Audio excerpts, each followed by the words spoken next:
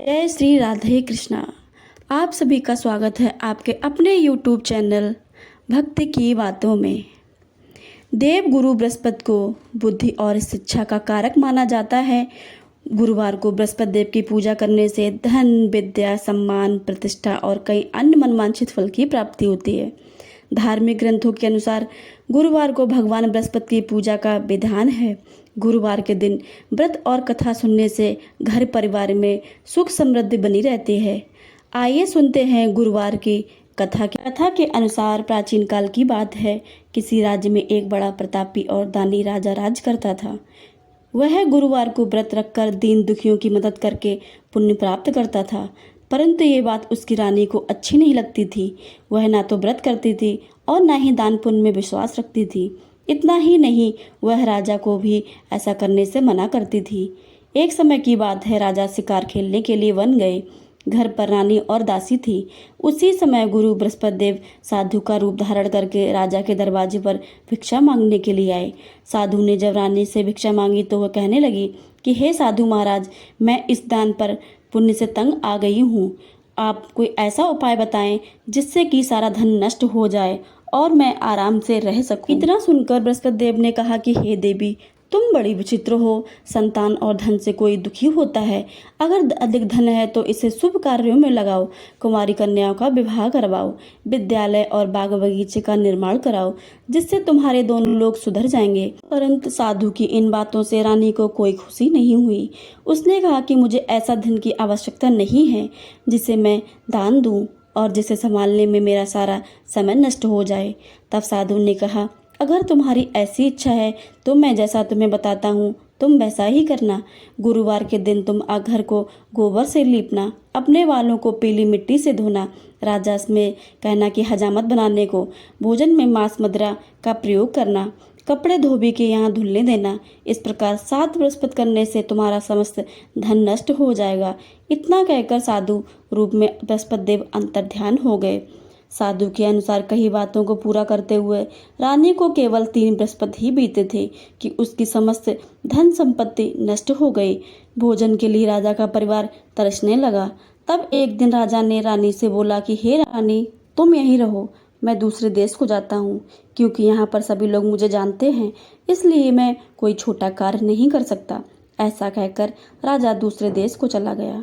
वहाँ वह जंगल में लकड़ी काट कर लाता और शहर में बेचता। इस तरह वह अपना जीवन व्यतीत करने लगा। इधर राजा के परदेश जाते ही रानी और दासी दुखी रहने लगी। एक बार जब रानी दासी को 7 दिन तक बिना भोजन के रहना पड़ा तो रानी ने अपनी दासी से कहा, हे दासी, पास ही के नगर में मेरी बहन रहती है, वह बड़ी धनवान है, तो उसके पास जा और कुछ लेकर आ ताकि थोड़ी बहुत गुजर बसर हो जाए। रानी की दासी की बहन के पास गई। वह दिन गुरुवार था। रानी की बहन उस समय बृहस्पतिवार व्रत की कथा सुन रही थी। दासी ने रानी की बहन को अपनी रानी का संदेश दिया, लेकिन रानी की बड़ी बहन ने कोई उत्तर नहीं दिया। जब दासी को रानी की बहन ने कोई उत्तर नहीं मिला तो वह बहुत दुखी हुई और उसे क्रोध भी आया। दासी ने वापस आकर रानी को सारी बात बता दी। यह सुनकर रानी ने अपने भाग्य को कोसा। उधर रानी की बहन ने सोचा कि मेरी बहन की दासी आई थी, परंतु मैं उससे नहीं बोली। इससे वह बहुत दुखी हो गई।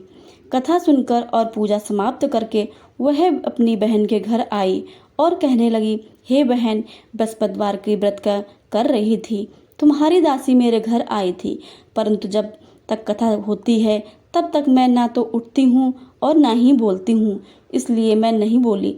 बताओ दासी क्यों आई थी? तब रानी बोली, बहन, तुमसे क्या छुपाऊं, हमारे घर में खाने तक को अनाज नहीं है। ऐसा कहते कहते रानी की आंखें भर आईं। उसने दासी समेत पिछले 7 दिनों से भूखे रहने की पूरी बात अपनी बहन को बता दी। रानी की बहन बोली, देखो बहन, भगवान बृहस्पति देव सबकी मनोकामनाओं को पूर्ण करते हैं। देखो, शायद तुम्हारे घर में अनाज रखा हो। पहले तो रानी को विश्वास नहीं हुआ, पर बहन के आग्रह करने पर अपनी दासी को अंदर भेजा तो उसे सचमुच अनाज से भरा एक घड़ा मिल गया। ये देखकर दासी को बड़ी हैरानी हुई। दासी रानी से कहने लगी, हे रानी, जब हमको भोजन नहीं मिलता था तो हम व्रत ही तो करते थे, इसलिए क्यों ना इनसे व्रत और कथा की विधि पूछ लें ताकि हम भी व्रत कर सकें। तब रानी ने अपनी बहन से बृहस्पतिवार व्रत के बारे में पूछा। उसकी बहन ने बताया, बृहस्पतिवार के दिन में चने की दाल और मुनक्के केले की जड़ में अर्पित करें तथा दीपक जलाएं, व्रत कथा सुने और पीला भोजन ही करें। इससे बृहस्पति देव और भगवान विष्णु प्रसन्न होते हैं। व्रत और पूजा की विधि बताकर रानी की बहन अपने घर को लौट गई। 7 दिन के बाद जब गुरुवार आया तो रानी और दासी ने व्रत रखा। वह घुड़साल में जाकर चना और गुड़ लेकर आई, फिर उससे केले की जड़ और विष्णु भगवान की पूजा की। अब पीला भोजन की चिंता को लेकर दोनों बहुत दुखी हुए। चूंकि उन्होंने व्रत रखा था, इसलिए बृहस्पति देव उनसे प्रसन्न थे। वह एक साधारण व्यक्ति का रूप धारण करके 2 थालों में पीला भोजन दासी को दे दिया। भोजन पाकर दासी प्रसन्न हुई और फिर रानी के साथ मिलकर भोजन ग्रहण किया। उसके बाद वह सभी गुरुवार को व्रत और पूजा करने लगी। बृहस्पति देव की कृपा से उनके पास फिर से धन संपत्ति आ गई, परंतु रानी फिर से की इस तरह आलस करने लगी। तब दासी बोली, देखो रानी, तुम पहले भी इसी प्रकार आलस करती थी। तुम्हें धन रखने से कष्ट होता था, इस कारण सभी धन नष्ट हो गया, और जब अब बृहस्पति देव की कृपा से धन मिला है तो फिर तुम्हें आलस होने लगा है। रानी को समझाते हुए दासी कहती है कि बड़ी मुसीबतों के बाद हमने ये धन पाया है, इसलिए हमें दान पुण्य करना चाहिए, भूखे को भोजन कराना चाहिए और धन को शुभ कार्यों में खर्च करना चाहिए। इससे तुम्हारे कुल का यश बढ़ेगा, स्वर्ग की प्राप्ति होगी और पितृ प्रसन्न होंगे। दासी की बात मानकर रानी अपना धन शुभ कार्यों में खर्च करने लगी। इससे पूरे नगर में उनका यश बढ़ने लगा। बृहस्पतिवार व्रत की कथा के बाद श्रद्धा के साथ आरती की जानी चाहिए। के बाद प्रसाद बांटकर उसे ग्रहण करना चाहिए। एक दिन राजा दुखी होकर जंगल में एक पेड़ के नीचे आसन पर जमा कर बैठ गया। वह अपनी दशा को याद करके व्याकुल होने लगा। बृहस्पतिवार का दिन था। एकाएक उसने देखा कि निर्जन वन में एक साधु प्रकट हुए। वह साधु वेश में स्वयं बृहस्पति देवता थे। लकड़हारे के सामने आकर बोले, हे लकड़हारे, इस सुनसान जंगल में तू चिंतामग्न क्यों बैठा है? लकड़हारे ने दोनों हाथ जोड़कर प्रणाम किया और उत्तर दिया, महात्मा जी, आप सब कुछ जानते हैं, मैं क्या कहूँ। यह कहकर रोने लगा और साधु को अपनी आत्मकथा सुनाई। महात्मा जी ने कहा, तुम्हारी स्त्री ने बृहस्पति के दिन बृहस्पति भगवान का निरादर किया है, जिसके कारण रुष्ट होकर उन्होंने तुम्हारी यह दशा कर दी है। पर अब तू चिंता मत कर, मेरे कहने पर चलो, तुम्हारे सब कष्ट दूर हो जाएंगे और भगवान पहले से भी अधिक संपत्ति देंगे। तुम बृहस्पति के दिन कथा किया करो। 2 पैसे के चने मुनक्का लाकर उसका प्रसाद बनाओ और शुद्ध जल में लोटे शक्कर मिलाकर अमृत तैयार करो। कथा के पश्चात अपने सारे परिवार और सुनने वाले प्रेमियों में अमृत व प्रसाद बांटकर आप भी ग्रहण करो। ऐसा करने से भगवान तुम्हारी सब मनोकामनाएं पूरी करेंगे। साधु के ऐसे वचन सुनकर लकड़हारा बोला, हे प्रभु, मुझे लकड़ी बेचकर इतना पैसा नहीं मिलता है जिससे भोजन के उपरांत कुछ बचा सकूं।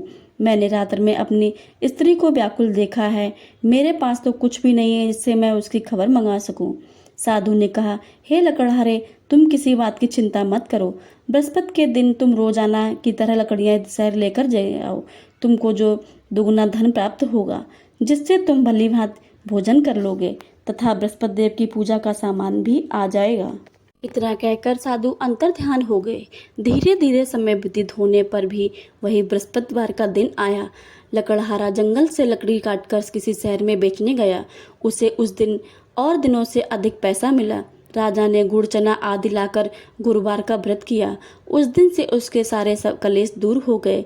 परंतु जब दोबारा गुरुवार का दिन आया तो बृहस्पतिवार का व्रत करना भूल गया। इस कारण बृहस्पति भगवान फिर से नाराज हो गए। उस दिन उस नगर के राजा ने विशाल यज्ञ का आयोजन किया तथा शहर में यह घोषणा करवाई दी कि कोई भी मनुष्य अपने घर में भोजन नहीं बनाएगा, ना ही आग जलाएगा। समस्त जनता मेरे यहाँ भोजन करने आएंगे। ऐसी आज्ञा को जो ना मानेगा उसे फांसी की सजा दी जाएगी। इस तरह की घोषणा संपूर्ण नगर में करवा दी गई। राजा की आज्ञा अनुसार शहर के सभी लोग भोजन करने गए, लेकिन लकड़हारा कुछ देर से पहुंचा। इसलिए राजा उसको अपने साथ घर ले गए और ले जाकर भोजन करा रहे थे तो रानी की दृष्टि उस खूंटी पर पड़ी जिस पर उसका हार लटका हुआ था। वह वहां पर नहीं दिखाई दिया। रानी ने निश्चय किया कि यह मेरा हार इस मनुष्य ने चुरा लिया है। उसी समय सिपाहियों को बुलाकर उसको कारागार में डलवा दिया। जब लकड़हारा कारागार में पड़ गया और बहुत दुखी होकर विचार करने लगा कि न जाने कौन से पूर्व जन्म के कर्म से मुझे यह दुख प्राप्त हुआ है, और उसी साधु को याद करने लगा जो कि जंगल में मिला था। उसी समय तत्काल बृहस्पति साधु के रूप में प्रकट हुए और उसकी दशा को देखकर कहने लगे, अरे मूर्ख, तूने बृहस्पति देव की कथा नहीं करी, इस कारण तुझे दुख प्राप्त हुआ है। अब तू चिंता मत कर। बृहस्पतिवार के दिन कारागार के दरवाजे पर 4 पैसे पड़े मिलेंगे, उनसे तू बृहस्पति देव की पूजा करना, तेरे सभी कष्ट दूर हो जाएंगे। बृहस्पतिवार के दिन उसे 4 पैसे मिले। लकड़हारे ने कथा कही और उसी रात्रि को बृहस्पति देव ने उस नगर के राजा को स्वप्न में कहा, हे राजा, तुमने जिस आदमी को कारागार में बंद कर दिया था वह निर्दोष है, वह राजा है, उसे छोड़ देना। रानी का हार उसी खूंटी पर लटका है। अगर तू ऐसा नहीं करेगा तो मैं तेरा राज्य नष्ट कर दूंगा। इस तरह रात्र के स्वप्न को देखकर राजा प्रातःकाल उठा और खूंटी पर हाथ देखकर लकड़हारे को बुलाकर क्षमा मांगी तथा लकड़हारे को योग्य सुंदर वस्त्र आभूषण देकर विदा कर दिया। बृहस्पति देव की आज्ञा के अनुसार लकड़हारा अपने नगर को चल दिया। राजा जब अपने नगर के निकट पहुंचा तो उसे बड़ा आश्चर्य हुआ। नगर में पहले से अधिक बाग, तालाब, कुएं और बहुत सी धर्मशालाएं, मंदिर आदि बन गई थी। राजा ने यह पूछा, यह सब किसका है और बाग किसका है, धर्मशाला किसकी हैं?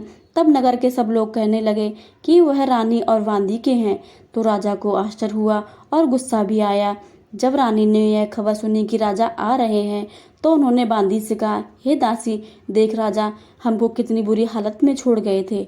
हमारी ऐसी हालत देखकर वह कहीं लौट न जाएं, इसलिए तू दरवाजे पर खड़ी हो जा। आज्ञा अनुसार दासी दरवाजे पर खड़ी हो गई। राजा आए तो उन्हें अपने साथ घर ले गई। तब राजा ने क्रोध करके अपनी रानी से पूछा कि यह धन तुम्हें कैसे प्राप्त हुआ? तब उन्होंने कहा कि हमें यह धन बृहस्पति देव के इस व्रत करने से प्राप्त हुआ है। राजा ने निश्चय किया कि 7 रोज बाद जो सभी बृहस्पति का पूजन करते हैं, परंतु मैं प्रतिदिन में 3 बार कहानी और रोज व्रत करूंगा। अब हर समय राजा के दुपट्टे में चने की दाल बंधी रहती थी तथा दिन में 3 बार कहानी कहता था। एक रोज राजा ने विचार किया कि चलो अपनी बहन के यहाँ हो आए। इस तरह निश्चय करके राजा घोड़े पर सवार हो अपनी बहन के यहाँ को चलने लगा। मार्ग में उसने देखा कि कुछ आदमी एक मुर्दे को ले जा रहे हैं। उन्हें रोककर राजा कहने लगा, अरे भाई, मेरी बृहस्पतिवार की कथा सुन लो। वे बोले, हमारा तो आदमी मर गया है, इनको अपनी कथा की पड़ी है। परंतु कुछ आदमी बोले, अच्छा कहो, तुम्हारी कथा भी सुनेंगे। राजा ने दाल निकाली और जब कथा आदि हुई तो मुर्दा हिलने लग गया, और जब कथा समाप्त हो गई तो राम राम करके मनुष्य खड़ा हो गया। आगे मार्ग में उसे एक किसान खेत में हल चलाता मिला। राजा ने उसे देखा और उससे बोला, अरे भाई, तुम मेरी बृहस्पतिवार की कथा सुन लो। किसान बोला, जब तक मेरी तेरी कथा सुनूंगा तब तक 4 हरिया जोत लूंगा। जा अपनी कथा किसी और को सुनाना। इस तरह राजा आगे चलने लगा। राजा के हटते ही बैल पछाड़ खाकर गिर गए तथा किसान के पेट में बड़ी जोर से दर्द होने लगा। उस समय उसकी माँ रोटी लेकर आई। उसने जब देखा तो अपने पुत्र से सब हाल पूछा और बेटे ने सभी हाल कह दिया। तो बुढ़िया दौड़ी दौड़ी उस घुड़सवार के पास गई और उससे बोली कि मैं तेरी कथा सुनूंगा, अपनी कथा मेरे खेत पर ही चलकर कहना। राजा ने बुढ़िया के खेत पर जाकर वहीं कथा करी, जिससे सुनते ही वह बैल उठ खड़ा हुआ तथा किसान के पेट का दर्द भी बंद हो गया। अपनी बहन के घर पहुंचा। बहन ने भाई की खूब मेहमानी की। दूसरे रोज प्रातःकाल राजा जगा तो वह देखने लगा कि सब लोग भोजन कर रहे हैं। राजा ने अपनी बहन से कहा, ऐसा कोई मनुष्य है जिसने भोजन नहीं किया हो? मेरी बृहस्पतिवार की कथा सुन ले। बहन बोली, हे भैया, यह देश ऐसा ही है, यहाँ पहले सब भोजन कर लेते हैं, बाद में अन्य काम करते हैं। अगर कोई पड़ोस में होगा तो देखाऊं। ऐसा कहकर वह देखने चली गई, परंतु उसे कोई ऐसा व्यक्ति नहीं मिला जिसने भोजन ना किया हो। अतः वह एक कुमार के घर गई जिसका लड़का बीमार था। उसे मालूम हुआ कि उसने कहा यहाँ 3 रोज से किसी ने भोजन नहीं किया है। राजा ने अपनी कथा सुनाने के लिए कुम्हार से कहा। वह तैयार हो गया। राजा ने जाकर बृहस्पतिवार की कथा कही, जिसको सुनकर उसका लड़का ठीक हो गया। अब तो राजा की प्रशंसा होने लगी। एक रोज राजा ने अपनी बहन से कहा कि हे बहन, हम अपने घर को जाएंगे, तुम भी तैयार हो जाओ। राजा की बहन ने अपनी सास ने कहा कि चली जा, परंतु अपने लड़के को मत ले जाना, क्योंकि तेरे भाई की कोई औलाद नहीं है। बहन ने अपने भैया से कहा कि हे भैया, मैं तो चलूंगी, पर मेरा कोई बालक नहीं जाएगा। राजा बोला, जब कोई बालक नहीं चलेगा तब तुम भी क्या करोगी। बड़े मन से दुखी होकर राजा अपने नगर को लौट आया। राजा ने अपनी रानी से कहा, हम निर्वंशी हैं, हमारा मुंह देखने का धर्म नहीं है और कुछ भोजन आदि नहीं किया। रानी बोली, हे प्रभु, महादेव ने हमें सब कुछ दिया है, वह हमें औलाद अवश्य देंगे। उसी रात को बृहस्पति देव ने राजा में के स्वप्न में कहा, हे राजा, उठ, सभी सोच त्याग दे। राजा यह बात सुनकर बहुत खुश हुआ। 9वें महीने में उससे गर्भ से एक सुंदर पुत्र पैदा हुआ। राजा तब बोला, हे रानी, स्त्री बिना भोजन के रह सकती है, पर बिना कहे नहीं रह सकती है। जब मेरी बहन आवे तब तुम उससे कुछ मत कहना। रानी ने सुनकर हाँ कर दिया। जब राजा की बहन ने शुभ समाचार सुना तो वह बहुत खुशी हुई और बधाई लेकर अपने भाई के घर आई। तभी रानी ने कहा, घोड़ा चढ़कर आई हो, गधा चढ़कर आई हो। राजा की बहन बोली, भाभी, मैं इस प्रकार ना कहती तो तुम्हें औलाद कैसे मिलती। बृहस्पति देव ऐसे ही हैं, जैसी जिसके मन में कामना हो वह सभी को पूर्ण करते हैं। सद्भावना पूर्वक बृहस्पतिवार का व्रत करता है एवं कथा पढ़ता है अथवा सुनता है या दूसरों को सुनाता है, बृहस्पति देव उसके सभी मनोकामनाओं को पूर्ण करते हैं। भगवान बृहस्पति देव उसकी सदैव रक्षा करते हैं। संसार में जो मनुष्य सद्भावना से भगवान जी का पूजन व्रत सच्चे हृदय से करते हैं तो उनकी सभी मनोकामनाएं पूर्ण करते हैं। जैसी सच्ची भावना से रानी और राजा ने उनके कथा का गुणगान किया है तो उनकी सभी इच्छाएं बृहस्पति देव जी ने पूर्ण की थी। इसलिए पूर्ण कथा सुनने के बाद प्रसाद लेकर जाना चाहिए। हृदय में उनका मनन करते हुए जयकारा बोलना चाहिए। बोलिए बृहस्पति देव भगवान की जय, भगवान विष्णु की जय। अगर आपको ये वीडियो पसंद आए तो वीडियो को लाइक करें, शेयर करें और कमेंट में जय बृहस्पति देव या जय भगवान विष्णु लिखना बिल्कुल भी मत भूलिएगा। चैनल को सब्सक्राइब करके बेल आइकन को दबा लें ताकि आने वाली सारी नोटिफिकेशन सबसे पहले आपको मिल सके। मिलते हैं अगली वीडियो में, तब तक के लिए जय श्री राधे कृष्णा। धन्यवाद।